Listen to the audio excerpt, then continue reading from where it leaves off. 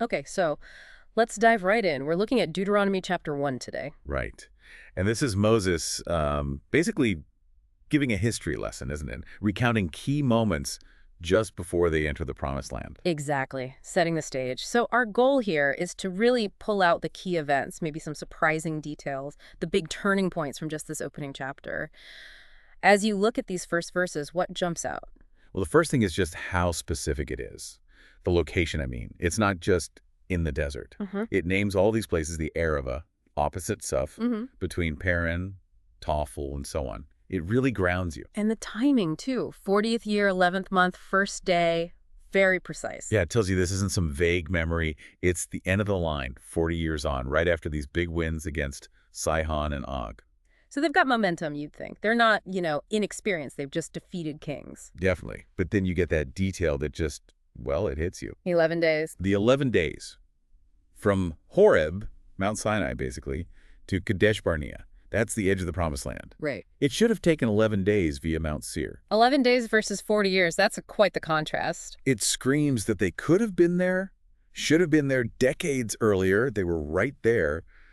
And the command from Horeb was crystal clear. Yeah, you have stayed long enough at this mountain. Break camp and advance. No ambiguity there. None at all. And the destination wasn't small either. He details this huge territory. The hill country of the Amorites, the Araba, the coast, Lebanon, all the way to the Euphrates. It's vast. It's the full promise. And God ties it right back to Abraham, Isaac, and Jacob. See, I have given you this land. Go in and take possession. It's a direct link to that foundational covenant. So the promise is renewed, the command is given. They're geographically close after what should have been a short trip. Seems like a green light. You'd think so. But right then, Moses brings up this leadership challenge he was facing. Ah, right. The sheer number of people. Yeah, he says they're like the stars in the sky. Which is great. Promise fulfilled, but practically. A nightmare to manage alone. He says he can't bear their problems, their burdens, their disputes all by himself. It's quite an admission. Very honest. So he proposes a solution. Let's delegate. He tells them, choose wise, understanding, and respected men from each tribe. And the people are on board. They say, what you propose to do is good. Makes sense, right? Share the load. So he appoints them, commanders of thousands, hundreds, fifties, tens, plus tribal officials. Structure. A whole system of governance.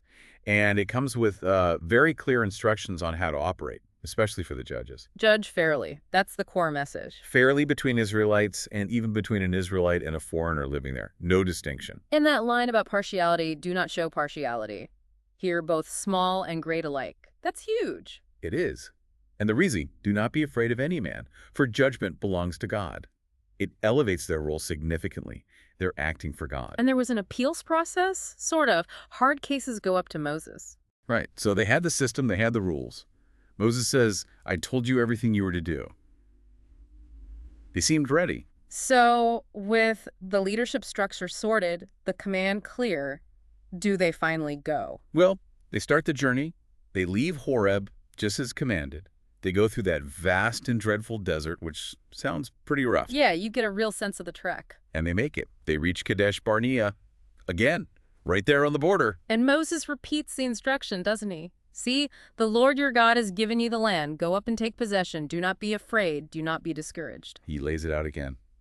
The command, the promise, the reassurance against fear, everything they need. But this is where it goes wrong, isn't it? This is the pivot. Instead of just obeying, the people come up with their own plan. The spies. Let's send men ahead first. Exactly. Let them spy out the land for us and bring back word. And Moses. He agrees. He says, the idea seemed good to me. He does. Maybe he saw it as, prudent reconnaissance. So he selects 12 men, one leader from each tribe. And off they go. They explore the hill country, the valley of Eshcol. And they come back. They bring fruit, tangible proof, Hmm. and they report, it is a good land that the Lord our God is giving us. Okay, command. Check. Promise. Check. Leadership. Check. Positive spy report with evidence. Check. What is possibly left to stop them? Fear. And this is where it gets really raw, doesn't it? Despite the good report, the text says flat out, you were unwilling to go up. You rebelled against the command of the Lord your God. Wow. Unwilling. After all that. They start grumbling, whispering in their tents, and the things they say. It's shocking. The Lord hates us. How do you get there? This pure fear talking. So he brought us out of Egypt to deliver us into the hands of the Amorites, to destroy us. Complete distortion of reality. And they focus on the obstacles. Where can we go? Our brothers have made us lose heart. The people are stronger, taller. The cities have walls up to the sky. The Anakites, the giants, their fear just magnifies everything. And Moses is pleading with them, do not be terrified, do not be afraid of them. He's reminding them of God's track record. The Lord your God will fight for you, just as he did for you in Egypt, before your very eyes. He points back to concrete history. And the desert journey itself. He reminds them how God carried them like a father carries his son. How he guided them day and night, finding campsites, showing the way. These aren't abstract theological points. They're lived experiences they all shared. Powerful reminders of God's presence and provision. But it wasn't enough. No, Moses nails it. In spite of this, you did not trust in the Lord your God. That's the bottom line. It wasn't about the giants or the walls, fundamentally. It was a failure of trust. And that failure, that rebellion fueled by fear, it has immediate consequences. God hears them. He's angry. He swears an oath, a judgment. And it's severe. Not a man of this evil generation shall see the good land. An entire generation, basically everyone counted in the census at Sinai, forfeits the promise because of this moment of faithlessness at Kadesh. What should have been the entry point becomes the point of exclusion. Except for Caleb. He gets singled out. Yeah, Caleb, son of Jephunneh. He gets to see it, gets the land he walked on. Because he followed the Lord wholeheartedly. His trust made the difference. And Moses mentions his own fate too, doesn't he? That because of their rebellion, God was angry with him as well, and he wouldn't enter either. Right. Though the specific incident involving Moses comes later, he includes himself in the consequence here. It underscores the seriousness. But the promise itself doesn't die. It passes to the next generation. Yes. Joshua, son of Nun, is named as the one who will enter and lead the people in. Moses is even told to encourage him. And incredibly, the little ones, the children they were so afraid, would be captured. They are the ones who will inherit it. The very focus of their fear becomes the recipient of the promise. Talk about irony. It's a stark lesson. And the command for that older generation. A complete reversal. Turn around and set out toward the desert along the route to the Red Sea. Back the way they came, essentially.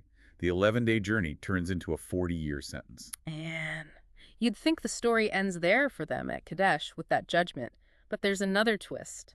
Oh yeah, the final sort of tragic attempt to fix things. After they hear the judgment, suddenly they're saying, we have sinned. We'll go up and fight. Now it's like God commanded. Like flipping a switch. They grab their weapons, thinking maybe it's easy now. Maybe. But they're acting on their own initiative now, not God's. The timing is off. God's command changed because of their earlier rebellion. And God tells Moses to warn them, right? Don't go up. I won't be with you. You'll be defeated. A direct counter order. The window for that approach had closed. And they ignore that command too. Unbelievable, isn't it? Moses says, I told you, but you would not listen. You rebelled. Yeah. And in your arrogance, you marched up into the hill country. Arrogance this time, not fear, but still rebellion. Exactly. And the result is predictable and painful. The Amorites swarm them like bees, chase them down, defeat them badly. Total rout from Seir all the way to Hormah. They come crawling back to Kadesh. And they're weeping before the Lord. But it's too late for tears to change the immediate consequence. The text is blunt. God paid no attention to their weeping and turned a deaf ear. Whew. So the chapter ends right where they failed, stuck at Kadesh. And so you stayed in Kadesh many days, all the time you spent there. Before starting that long wandering, it sets a somber tone for the rest of Deuteronomy, really. It really does. What a start.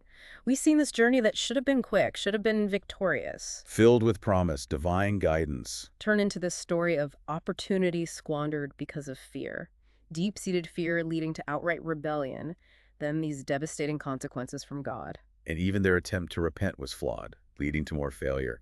It just highlights the crucial link between trusting God, obeying his timing, and actually moving forward. Yeah, it's this stark picture of people right on the edge of everything they had hoped for, fully equipped in many ways, but they just falter. They see the giants, the walls, and they freeze. Or rather, they rebel out of fear, and it costs them everything for that generation. It really makes you think, doesn't it? Yeah. About our own Kadesh Barnea moments. Right. When we're facing something big, maybe something God is calling us towards. Right. How often do we focus on the giants, the difficulties, the risks, the things that look impossible? How often does that fear make us hesitate or grumble or even turn back from the direction we know deep down we should be going? Do we sometimes end up on a long detour because we didn't trust enough to take that first step into the land, so to speak?